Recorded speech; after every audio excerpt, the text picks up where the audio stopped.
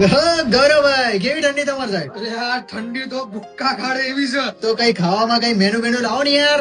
ચલો ગરમા ગરમ ઠંડીનું મેનુ બતાવી દઈએ તમને.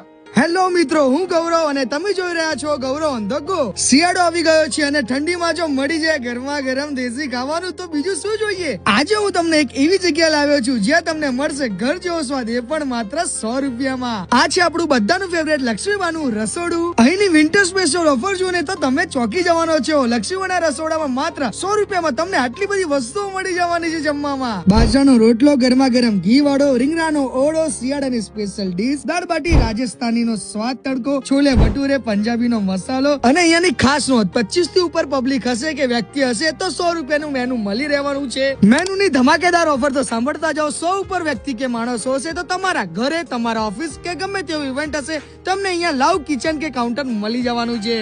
ઠંડીની સીઝનમાં લક્ષ્મીબાનું રસોડું બહુ બેસ્ટ છે. જમવા તો અહીંયા જવાય. આ બેન નું રિવ્યુ સાંભળીને તો હું તો મૂંઝાઈ ગયો.